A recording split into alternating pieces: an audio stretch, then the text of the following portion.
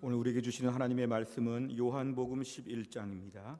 요한복음 11장 19절부터 27절까지입니다. 요한복음 11장 19절부터 27절까지 신약성경 165페이지가 되겠습니다.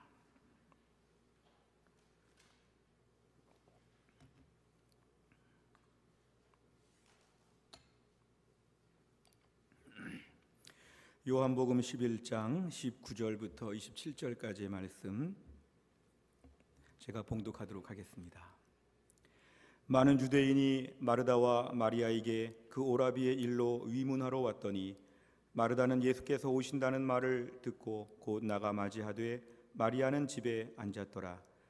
마르다가 예수께 여짜오되 주께서 여기 계셨더라면 내 오라버니가 죽지 아니하였겠나이다. 그러나 나는 이제라도 주께서 무엇이든지 하나님께 구하시는 것을 하나님이 주실 줄을 아나이다. 예수께서 이르시되 내 오라비가 다시 살아나리라. 마르다가 이르되 마지막 날 부활 때에는 다시 살아날 줄을 내가 아나이다. 예수께서 이르시되 나는 부활이요 생명이니 나를 믿는 자는 죽어도 살겠고 무릇 살아서 나를 믿는 자는 영원히 죽지 아니하리니 이것을 네가 믿느냐? 이르되 주여 그러하외다. 주는 그리스도시요 세상에 오시는 하나님의 아들이신 줄 내가 믿나이다. 아멘. 기도하겠습니다. 하나님, 이 시간 저희가 부활주일 예배를 드리며 함께 이 시간 하나님 말씀을 나누는 귀한 시간에 하나님 말씀을 대언하는 주의 종을 성령 충만함으로 붙잡아 주시옵소서. 모처럼 예배당에 찾아 나온 주의 백성들, 그 갈급한 심령과 안타까운 마음 가운데 하늘의 폭포수와 같은 은혜가 선포되어지게 하여 주시옵소서. 하나님 말씀을 듣는 주의 백성들의 마음의 문이 활짝 열릴 수 있게 하여 주시고, 이 짧은 시간, 너무도 귀한 시간 하나님 말씀으로 은혜 받고 힘을 얻을 수 있도록 축복하여 주옵소서. 모든 말씀을 예수님의 이름으로 기도하옵나이다. 아멘. 오늘은 저희가 영광스러운 부활주일을 맞이하게 되었습니다. 여느 때도 우리가 주일마다 감격스럽고 특별히 부활주일은 더 감격스럽지만 오늘 같은 시간은 더 감격스러운 것 같습니다. 지난 6주간 저희가 함께 모여 예배할 수 없는 시간들이 다 갔고 정말 모처럼 오랜만에 이렇게 함께 모이니까 얼굴만 봐도 전쟁터에서 아군을 만난 것처럼 전우회가 살아나는 것 같고 살아있는 것이 너무 귀하고 예배하는 것이 너무 감사하고 너무너무 귀합니다. 하나님께서 오늘 우리 모두에게 예배하는 가운데 주님을 만나고 은혜로 우리의 심령을 새롭게 살아날 수 있도록 붙잡아 주시기를 주의 이름으로 축원합니다. 저희가 오늘 영광스러운 부활주일을 맞이하면서 흔히 교회 안에서 많은 절기들이 있다는 걸 저희는 알고 있습니다. 교회 안에 성탄절, 추수감사절, 맥주절 많은 절기들이 있지만 우리의 구원 사역과 관련돼서 우리가 구원받는 문제와 관련돼서 가장 중심에 있는 절기가 뭐냐고 물어본다면 이건 고난주간과 부활주일입니다. 우리가 교회 안에서 예수를 믿고 돈도 벌고 건강하고 축복도 받고 많은 것을 누리게 되었지만 우리가 예수 믿고 가장 중요한 것이 있다면 구원받는 것이 제일 중요합니다. 구원받는 것이 제일 중요합니다. 왜냐하면 구원은 우리의 생명과 직결되는 이 땅에서 죄와 죽음의 권세 아래에서 어쩔 수 없는 저희가 영원한 생명을 누리게 되는 아주 결정적인 복음의 핵심적인 메시지가 녹아있는 주간이 바로 고난주간과 부활주일입니다. 지금 만일 어떤 사람이 병원 응급실에서 중환자실에서 막 죽어간다고 할 때 지금 그 사람에게 우리가 한 1,000만 원을 갖다 준다거나 명품 옷을 갖다 준다거나 집, 자동차, 박사학위 다 소용이 없습니다. 지금 그 사람에게 유일하게 필요한 건 뭐냐면 살려달라는 것이죠. 죽지 않도록 살려달라는 것. 가끔 큰 재난 같은 사고를 당했을 때 그 죽은 분들의 가족들, 유족들이 쓴 편지를 보면 비록 부상을 입더라도 몸에 장애가 있더라도 살아서 돌아오기만 하면 좋겠다. 어떤 경우에는 우리 자식 성격도 좀 못되고 공부도 좀 못하고 부족한 게 많더라도 살아있기만 하면 좋겠다. 이게 바로 뭐냐면 생명에 대한 소중함입니다. 생명은 이 땅의 모든 것보다 가장 중요한 것이고 가장 귀한 것입니다. 그래서 어찌 보면 이 땅에서 우리에게 제일 소중한 것이 있다면 생명이고 그 생명, 죽음, 이런 문제는 우리에게 정말 실존적인 가장 중요한 문제입니다. 성경을 보면은 히브리서 9장 27절에서 한 번 죽는 것은 사람에게 정해진 것이라 이렇게 선포합니다. 한 번 태어나서 한 번 죽는다는 것이죠. 윤회설처럼 또 태어나고 또 죽고 반복적인 것이 아니라 성경에 의하면 사람은 한 번 태어나고 한 번 죽습니다. 그렇기 때문에 이 한 번 태어나서 한 번 죽는 이 우리의 어쩔 수 없는 이 죽음을 피할 수 없는 우리의 운명과 이 모든 걸 생각해 볼 때는 우리에게는 죽고 사는 문제가 제일 중요하고, 어떻게 하면 죽음을 피할 수 있을까? 많은 사람들이 죽음을 피해 보려고 많이 노력을 하지만 이 죽음은 피할 수 없는 아주 무서운 것입니다. 실존적인 가장 무서운 것이죠. 히브리서 2장 15절에 봐도 사람들은 죽기를 무서워한다 그랬습니다. 제발 목숨만 살려주세요. 제발 저는 살고 싶어요. 막 이런 간절한 마음이 있는 것, 이게 바로 뭐냐면 죽음에 대한 공포. 지금도 우리는 다 시한부 인생이죠. 죽음의 공포가 계속 가까이 다가오고 있죠. 누군가에게는 몇십 년이 남았지만 누군가에게는 또 몇 년이 남아있는 이 짧은 한평생의 죽음에 대한 공포는 우리 모두에게 있어서 제일 회피하고 싶은 문제입니다. 그래서 많은 사람들은 이 죽음과 관련된 시설들, 무슨 납골당이나 화장터나 장례식장이나 이런 것들이 우리 집 근처에 오는 것을 많이 혐오하고 싫어하죠. 왜 그런가 하면 죽음에 대한 이미지가 너무 싫다는 것입니다. 제가 어릴 때 보면은요, 엘리베이터에 이렇게 4층을 F라고 쓰는 게 참 많았습니다. 뭔가 이렇게 4자, 죽을 4자 이런 것들은 다 거부하고 어떻게 하면 살 수 있을까?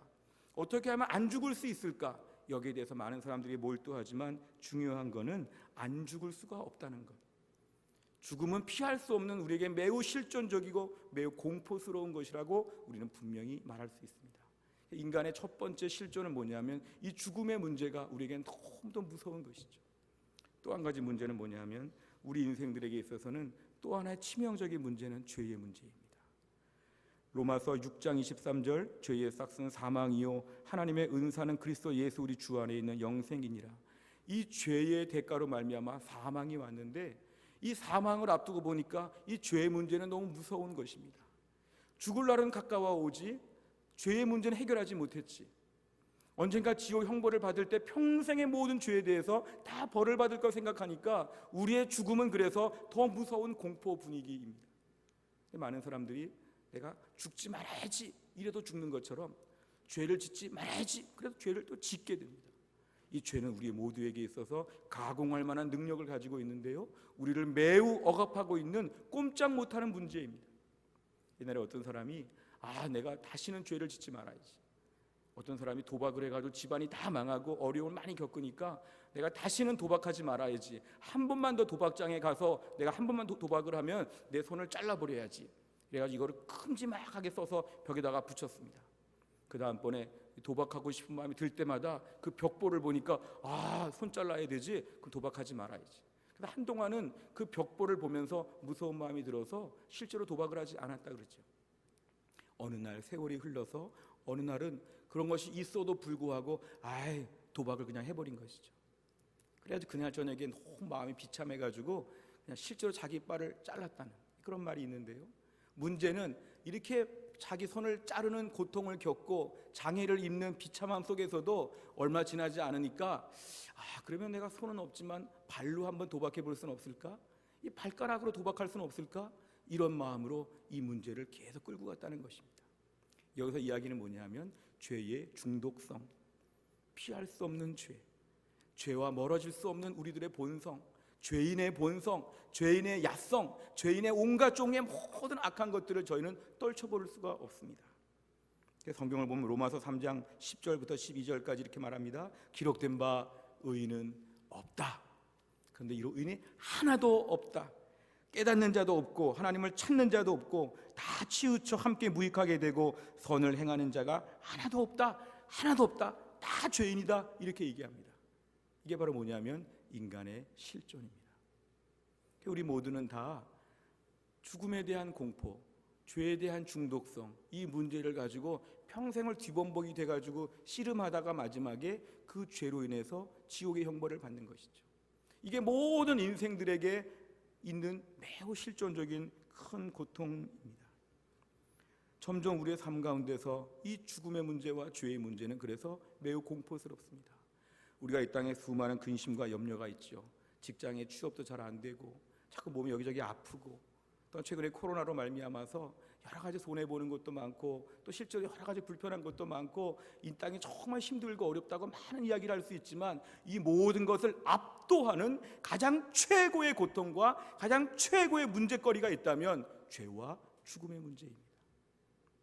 이 코로나19는 언젠가 세월이 가면서 옅어지고 없어지고 바람에 날려가는 것처럼 지나가겠죠. 그런데 코로나가 지나가도 우리 인생은 더 큰 무서운 것이 있는데, 죄와 죽음의 문제는 지나가질 않습니다. 모든 전염병들, 모든 슬픔들, 모든 상처들 다 지나가죠. 인생 오래 사신 분들의 말씀을 들으면 다 지나간다 그러죠. 근데 지나가지 않고 머물러서 뚝 자리를 잡고 있는 게 뭐냐 하면은 죄와 죽음의 문제만큼은 고질적으로 우리에게 수갑을 채우고 평생 우리를 끌고 다닌다는 것입니다. 그 때문에 우리는 죄와 죽음의 문제 앞에서 얼마나 우리 인생이 비참한가, 얼마나 우리 인생이 무기력한가, 얼마나 절박한가, 이런 부분에 대해서 우리는 분명하게 뼈저리게 아는 것이 필요합니다. 우리가 부활주의를 맞이하여서 이 부활주일이 왜 기쁘고 왜 감격스러운가 하면은, 우리 예수님께서 십자가에서 죽으시고 부활하신 사건으로 말미암아 우리는 죄와 죽음의 문제가 한 번에 다 해결되었습니다. 우리가 왜 예수를 믿고 왜 기뻐하고 왜 우리 인생이 특별하게 되었냐 하면은, 우리 인생의 죄와 죽음의 문제가 예수님의 십자가로 말미암아 다 해결되었기 때문에 그렇습니다. 먼저 예수님께서 부활하신 절기 부활절을 맞이해서 예수님께서 부활하신 사건이 오늘날 우리에게 얼마나 결정적인 영향을 미치냐 하면, 고린도전서 15장 20절, 그러나 이제 그리스도께서 죽은 자 가운데서 다시 살아나사, 예수님 부활하신 거죠. 잠자는 자들의 첫 열매, 우리와 같이 앞으로 죽을 사람들, 옛날에 죽은 사람들, 죽음의 공포 앞에서 막 벌벌 떨고 있는 사람들이 예수 안에서 다시 살아나도록 첫 열매가 되셨다는 것입니다. 첫 열매라는 말은 둘째 열매, 셋째 열매, 넷째 열매가 계속 이어진다는 뜻입니다. 다른 말로 하면 예수를 믿게 되면 예수님 부활하신 것처럼 우리도 부활한다. 우리가 전날 밤에 잠들었다가 아침에 깨어나는 것처럼 이 땅을 살다가 언젠가 죽음을 맞이하게 되면 우리가 다시 살아날 수 있도록 부활하도록 하나님이 역사하신다. 예수 안에서의 생명, 예수 안에서의 부활의 기쁨을 우리가 누리게 되었다는 것입니다. 이 땅을 살면서 여러 가지 일들이 많고 점점 죽어가는 것 같고 슬픔도 많고 어려움도 많이 있지만, 예수 믿는 자들의 소망은 뭐냐면은 이 땅에서 죽어도 그냥 죽어서 없어져 버리는 것이 아니라, 이 땅에서 죽어도 마치 문을 열고 바깥에 나가는 것처럼 죽음을 통과하여서 영생으로 들어가는 놀라운 축복을 우리가 받은 것을 믿으시기를 주의 이름으로 축원합니다. 이것이 우리가 받게 된 놀라운 영생 부활의 축복입니다. 어찌 보면 우리에게 이런 놀라운 부활의 생명의 영생의 축복이 보장되어 있는데, 중요한 것은 요한복음 3장 36절에 아들을 믿는 자에게는 영생이 있다 그랬습니다. 아들에게 순종하지 아니하는 자는 영생을 보지 못하고 하나님의 진노를 받는다 그랬습니다. 중요한 건 이것입니다. 아들 예수님 믿는 자들에게는 영원한 생명, 저게 다른 말로 하면 부활의 축복과 영원한 생명이 우리에게는 보장되어 있다는 것입니다. 더 이상 죽음의 공포에 막 매여가지고 종노릇하면서 제발 살려주세요 이렇게 인생을 살 필요가 없는 것은 예수 안에서의 생명, 예수 안에서의 부활을 우리 모두가 다 누리게 되었다는 것입니다. 또 한 가지 너무 감사한 것은 뭐냐면은, 예수를 믿게 되었을 때에 우리에게 죄의 문제까지도 같이 해결하여 주셨습니다. 십자가의 사건은 우리에게 오늘날 죄의 문제를 같이 해결하여 주셨습니다. 제가 말씀 읽어드리겠습니다. 로마서 3장 23절 26절에 보면은, 모든 사람이 죄를 범하였음에 하나님의 영광에 이르지 못하더니 그리스도 예수 안에 있는 속량으로 말미암아 하나님의 은혜로 값없이 의롭다 하심을 얻은 자 되었느니라. 이 예수를 하나님이 그의 피로써 믿음으로 말미암는 화목제물로 세우셨으니, 이는 하나님께서 길이 참으시는 중에 전에 지은 죄를 간과하심으로 자기 의로우심을 나타내려 하심이니, 곧 이때에 자기 의로우심을 나타내사 자기도 의로우시며 또한 예수 믿는 자를 의롭다 하려 하심이라. 아멘. 평생 죄가 많은데 자기를 믿는 자를 의롭다고 말해 주신다. 평생 죄를 졌는데 예수님 믿는 사람에게 죄가 없다고, 너 죄를 내가 자세히 안 보겠다고, 간과하겠다고, 넘어가겠다고. 하나님이 얼마나 정확하시고 얼마나 모든 걸 다 아신 하나님께서 우리 죄의 문제를 그냥 넘어가신다는 것, 그냥 패스하시고 통과하신다는 것입니다. 왜냐하면 십자가에서 죽으신 예수님 때문에. 그래서 우리는 십자가 사건으로 말미암아 부활의 축복을 누리게 되었고, 우리에게는 죄가 없다는 인정함을 받게 되었습니다. 다른 말로 하면 죄와 죽음의 문제가 예수님 때문에 다 해결되었다는 것이죠. 이것이 우리에게 놀라운 축복입니다. 로마서 8장 2절 말씀, 우리 마스크 쓰고 조금 힘드시지만 이거 하나만 조금 작게 한번 따라해 보실까요? 같이 읽습니다. 시작. 이는 그리스도 예수 안에 있는 생명의 성령의 법이 죄와 사망의 법에서 너를 해방하였음이라. 아멘. 단적으로 보여주는 것이죠. 죄와 사망의 법. 이 법이란 말은 능력으로 바꿀 수 있습니다. 성령의 능력이 죄와 사망의 능력에서 너를 해방하였다. 성령의 능력으로 우리는 죄와 사망의 모든 수갑들을 다 풀어버리게 되었고, 우리는 자유하게 되었다. 이것이 바로 복음 중에 복음입니다. 지금까지 말씀드린 것이 부활주일마다 우리가 반복적으로 들어야 되는 매우 중요한 우리의 신앙의 원리입니다. 오늘 말씀은 여기서 조금 더 나아갑니다. 그런데 지금까지 말씀드린 이 부활의 놀라운 사실을 믿고 알고 지금까지 살아왔는데, 혹시 우리의 삶 가운데는 이 모든 걸 다 알고 있으면서도 매일 삶 가운데서 부활의 능력을 경험하고 있습니까? 예수님 옛날에 십자가에서 죽으셨고 부활하셨습니다. 우리가 마지막에 천국 갑니다. 우리 모든 죄를 용서받았습니다.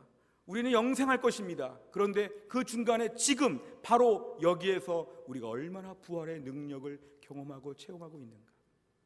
어떤 경우에는 예수를 믿는다고 하면서도 이 땅 가운데서는 정말 낙심하고 절망할 때, 너무 슬프고 외롭고 우울할 때가 얼마나 많은지. 혹시 우리 인생 가운데는 예수님의 부활의 능력을 매일 실존적으로 오늘 매일 누리며 살고 있는지, 한번 이 부분을 우리가 오늘 좀 점검할 필요가 있습니다. 오늘의 메시지를 통해서 바로 우리가 마르다의 모습을 통해서 이 부분을 함께 좀 나눠보려고 합니다. 오늘 본문을 보시면 예루살렘에서 한 3km 정도 떨어져 있는 베다니라고 하는 그런 지역에 나사로, 마르다, 마리아 3남매가 살고 있었습니다. 그런데 그 중에서 특별히 이 나사로가 어떤 병에 걸린 것 같습니다. 병에 걸려서 거의 죽어가는 상황에서 예수님께 사람을 보내서 예수님 오셔서 나사로 우리 오빠 좀 고쳐주세요 요청했습니다. 근데 예수님께서 능력 많으시고 사랑이 많으신 그 예수님께서 무슨 특별한 마음이 있으셨는지 당장에 이렇게 응급 환자같이 뛰어가시지 않고 하시던 일을 이틀이나 더 하시고 나서 이틀 뒤에나 가셨다고 성경은 말씀하고 있습니다. 그런데 그 사이에 오늘 나사로가 죽게 되었습니다. 이제는 중환자 나사로가 아니라 사망자 나사로로 나사로가 바뀌게 되었습니다. 예수님이 가시자 그 분위기는 이제 다 끝난 분위기입니다. 좀 죽으려고 마지막에 어렵고 힘든 마지막에 좀 살려주시면 좋겠다는 소망이 있었지만 이제 죽었다는 것은 더 이상의 소망이 없습니다. 예수님이 오셔서 할 수 있는 일이 뭐가 있을까요? 위로해 주시겠죠. 위로. 정말 힘들겠다, 어렵겠다, 힘내라. 아니면은 뭐 마르다 마리아에게 내가 생활비 조금 도와줄 테니까 오빠 없어도 좀 꿋꿋하게 잘 살아라, 생활비 좀 줄까. 별로 할 수 있는 일이 없는 것이죠. 그런데 오늘 본문에 보니까 분위기는 지금 예수님이 오셨을 때 진작 오셨으면, 예수님 좀 살려내셨으면 뭐가 좀 됐을 텐데 이제는 아무것도 없습니다. 예수님 늦게 오셨습니다. 왜 오셨습니까? 이제 뭘 할 수 있겠습니까? 오늘 본문의 분위기는 지금 그런 것이죠. 그래서 오늘 보면 21절과 32절에 보면은 마르다 마리아가 다 똑같은 얘기합니다. 예수님 진작 오셨으면 오빠가 안 죽었을 텐데, 예수님 좀 빨리 오시지, 왜 이렇게 늦게 오셔서 우리 오빠 그대로 죽었지 않습니까? 약간 이런 분위기였죠. 근데 오늘 22절에 보니까 마르다가 이런 말을 합니다. 그러나 나는 이제라도 주께서 무엇이든지 하나님께 구하시는 것을 하나님이 주실 줄을 아나이다. 저는 성경을 읽다가 저런 부분 보면서 밑줄을 많이 걷습니다. 아, 마르다에게 믿음이 참 좋구나.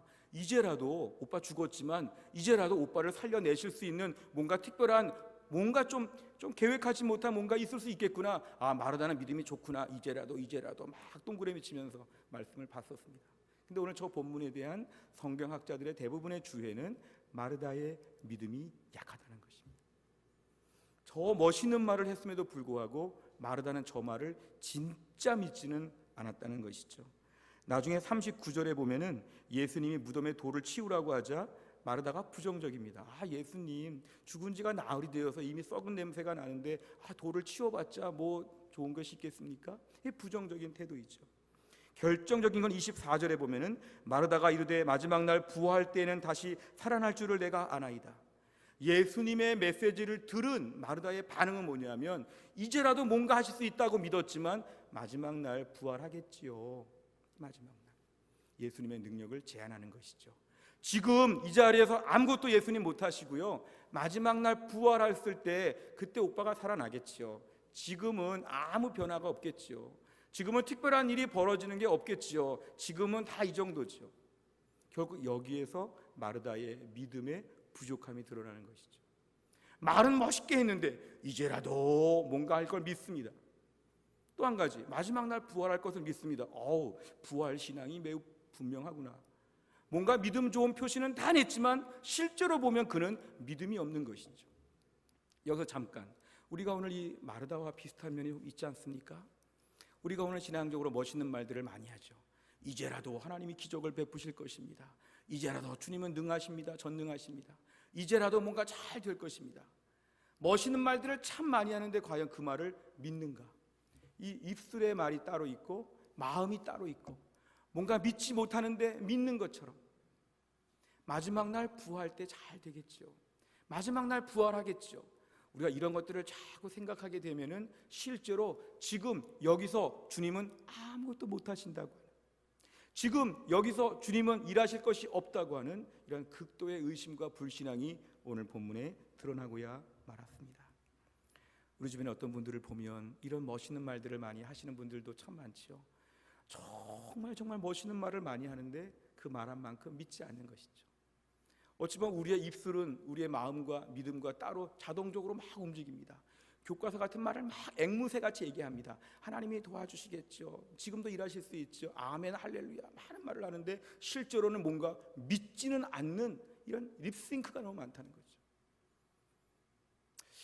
우리가 오늘 신앙생활을 하면서 어떤 분들은 자꾸만 이런 식의 생각을 많이 합니다. 마지막 날 부활에는 살려주시겠죠. 마지막에는 잘 되겠죠. 저는요, 믿음이 너무 좋아서 안 돼도 괜찮아요. 이거 돼도 좋지만 안 돼도 괜찮아요. 지금 이거 그대로 안 돼도 저는 다 만족해요. 저는 믿음이 좋거든요. 저는 다 좋아요. 굉장히 믿음이 좋은 것처럼 자신을 얘기하는데 실제로는 막연한 부활, 막연한 하나님, 막연한 것들, 그러니까 이런 분의 특징은 뭐냐면 기도에 힘이 없지요.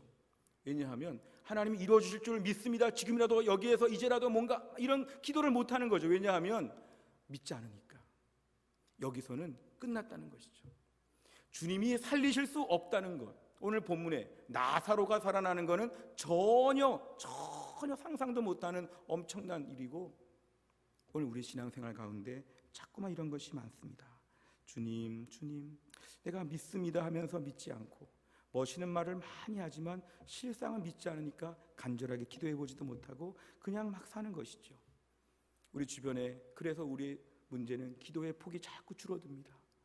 누가 열심히 기도하고 열심히 매달리고 하면은 자꾸 바람을 빼려고 합니다. 그래봤자 소용이 없어. 다 하나님의 뜻이면 다 잘 될 거야. 뭐 그렇게 애를 써. 신앙생활은 편안하게 하는 거야. 자꾸 우리가 그렇게 바람을 빼는 것이죠. 결국 그러면서 제일 무서운 거는 뭐냐면 운명론자 같이 살아갑니다. 지금은 안 될 걸 믿습니다. 지금은 주님도 일하실 수 없는 상황임을 믿습니다. 이러면 자꾸 구하지도 아니하고 기대하지도 아니하고 이대로 모든 걸 다 받아들이는 것처럼 멋있게 보이지만 실제로는 믿지 않는 것. 이것이 오늘 우리에게는 고질적인 불신앙입니다. 오늘 본문의 마르다와 우리가 너무 유사하지 않습니까? 오늘 본문의 25절부터 보면 예수님은 이렇게 얘기하십니다. 나는 부활이요 생명이니 나를 믿는 자는 죽어도 살겠고 무릇 살아서 나를 믿는 자는 영원히 죽지 아니하리니 이것을 내가 믿느냐. 이르되 주여 그러하외다. 주는 그리스도시요 세상에 오시는 하나님의 아들이신 줄을 내가 믿나이다. 제일 중요한 것은 예수님은 지금도 일하실 수 있다는 것을 믿어야 합니다. 지금의 상황 가운데서 예수님의 가능성은 남아있다는 걸 믿어야 합니다. 오늘 본문에 나사로가 죽은 지 나흘이 되었지만 마지막 날 부활 때 살겠고, 그리고 지금은 안 살아나도 괜찮고 나는 그래도 믿음으로 꿋꿋하게 살겠다고 하는 이런 마르다의 이야기가 중요한 것이 아니라, 주님이 오셨으니까 지금 이 자리에서 뭔가 기적 같은 일이 벌어질 것을 믿습니다. 이런 믿음이 회복될 수 있기를 주의 이름으로 축원합니다. 오늘 저희들의 신앙 가운데 자꾸만 이런 믿음들을 회복해야 합니다. 신앙생활은 하나의 실험실과 같습니다.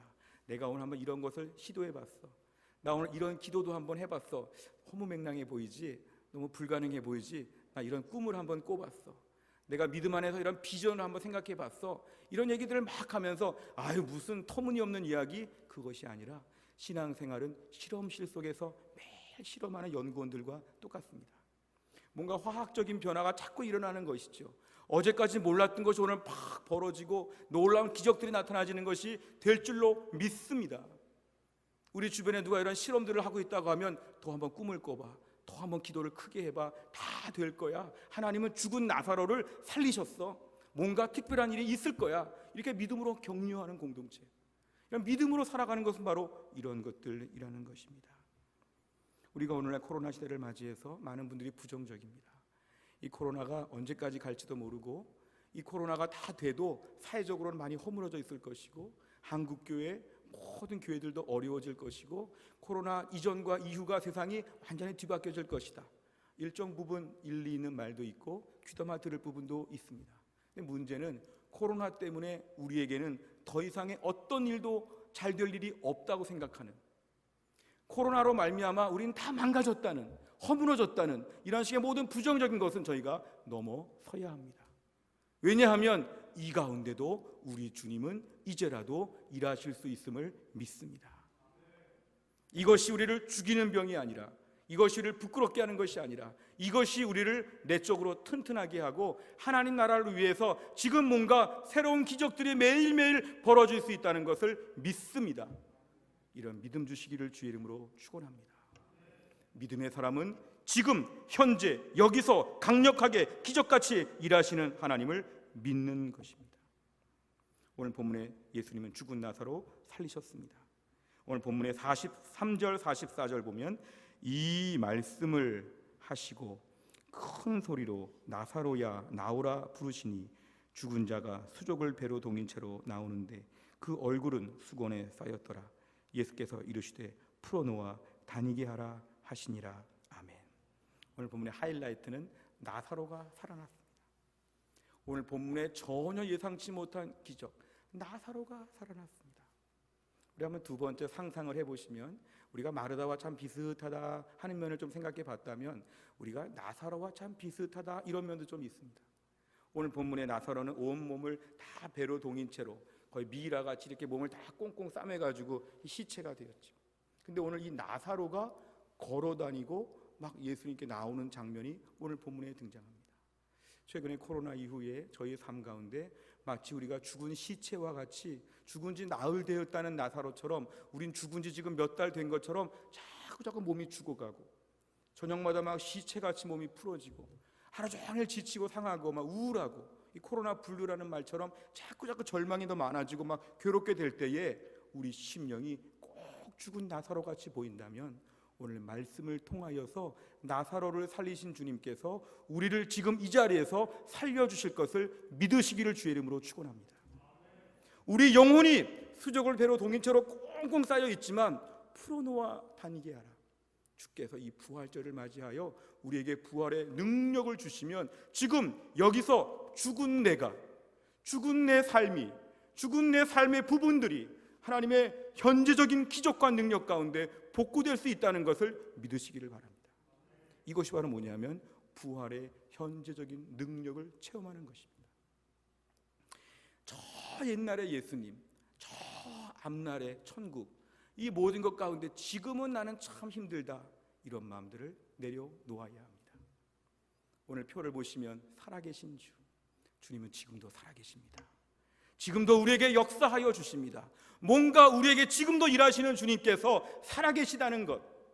우리 아버지가 살아계시면 아버지가 지금도 막 자녀들을 책임지고 도와주죠. 나 옛날에 아버지가 돌아가셨어. 그럼 어떡하지? 아버지가 옛날엔 도와줬는데 지금은 난 아버지가 없어. 우리 하나님은 지금도 살아계심을 믿으시기를 바랍니다. 지금도 기적같이 일하실 수 있는 나사로 살리신 주님이 우리를 못 살리겠습니까? 완전히 죽어서 장사 치르고 나흘된 나사로를 살리셨으면 우리가 좀 약하고 부족한데 이거 못 살리겠습니까? 하나님, 오늘 말씀 앞에서 부활의 현재적인 능력을 체험하여서 내가 오늘 다시 한번 일어서게 하여 주시옵소서. 나를 살려내실 것을 믿습니다. 매일매일 아침마다 눈만 뜨면 오늘이 부활절 아침인 것처럼 우리를 살려내실 것을 믿습니다. 저녁마다 막 피곤하고 지쳐서 어쩔 수 없이 막 쩔쩔매다가 잠자리에 들었다도 아침마다 우리 예수님 부활의 능력으로 우리 몸을 회복하여 주시어서 아침마다 거뜬히 살아나고 활력과 능력이 넘치는 존귀한 삶이 될 수 있기를 주의 이름으로 축원합니다. 요즘 많이 불려지는 노래 중에 화제가 된 노래가 있습니다. 이 풍진 세상을 만났으니 너의 희망이 무엇이냐. 이 찬양은 제가 어릴 때 많이 불렀던 찬양 가사였습니다. 실제로 어릴 때 어른들이 많이 부르셨죠. 근데 실제로 이 노래는 찬양에서 나왔지만, 흑인 연가에서 나왔지만 1910년 중에 일본에서 여학생 한 12명이 강을 건너다가 배가 뒤집혀서 몰사하는 이런 참사가 벌어졌다고 합니다. 그러니까 어떤 이들을 지켜보는 여자 교사 선생님께서 여기에 대해서 일본어로 가사를 붙여가지고 이 멜로디에다가 노래를 만들어서 이것이 매우 많이 유행하게 되었습니다. 내용들을 보면 이런 것입니다. 부귀와 영화를 누렸으면 희망이 족할까? 푸른 하늘 밝은 달 아래 곰곰이 생각하니 세상 만사가 충몽 중에 또다시 꿈 같다. 절망, 슬픔, 끝났다. 세상이 왜 이러냐, 이런 내용이죠.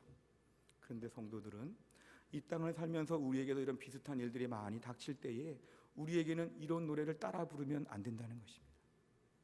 이 노래의 다른 이름은 절망가입니다. 절망가. 성도가 절망가를 따라 부를 수 없다는 것입니다. 그게 바로 뭐냐 하면은 우리는 살아계신 주님을 믿기 때문입니다. 이 풍진 세상을 이런 노래 부르지 말고 살아계신 주 나의 참된 소망 걱정 근심 전혀 없네 사랑의 주 내 갈 길 인도하니 내 모든 삶의 기쁨 늘 충만하네. 아멘. 매일매일 살아계신 주님을 찬양하시기를 바랍니다.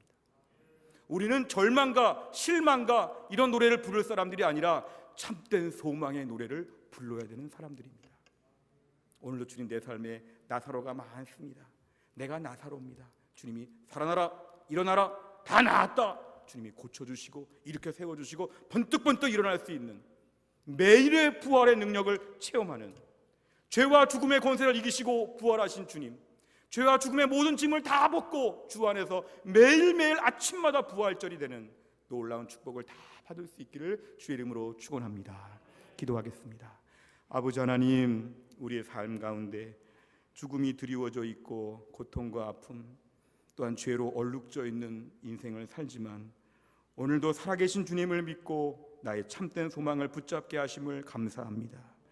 예수님께서 부활하신 것처럼 우리도 부활할 것을 믿습니다. 우리의 죄가 너무도 많지만 죄 없는 것처럼 봐주실 것을 믿습니다. 무엇보다 죄와 죽음의 권세를 이기고 우리에게 놀라운 능력과 새 힘을 주신 주님, 현재적인 삶에 있어서 지금이라도 바로 이 자리에서도 우리 주께서 나사로를 살리신 것처럼 우리 삶에 매일매일 부활의 기적을 체험할 수 있도록 축복하여 주시옵소서. 믿음 좋은 것처럼 말은 다 했지만, 다 받아들일 수 있다고 믿음이 꽤 성장한 것처럼 말하지만 실상 주님의 능력을 믿지 못했던 마르다처럼 매일매일 저희가 낙심하고 절망하고 우울하게 살았다면 오늘 말씀처럼 매일매일 우리 인생에 나사로를 살리는 기적으로 우리를 채우실 것을 믿고 아침마다 살아나는 역사를 체험하게 하여 주옵소서. 어려운 때 우리 성도들 붙잡아 주시어서 오늘의 부활의 능력이 매일매일 아침마다의 능력으로 채워지게 하여 주옵소서. 예수님의 이름으로 기도하옵나이다.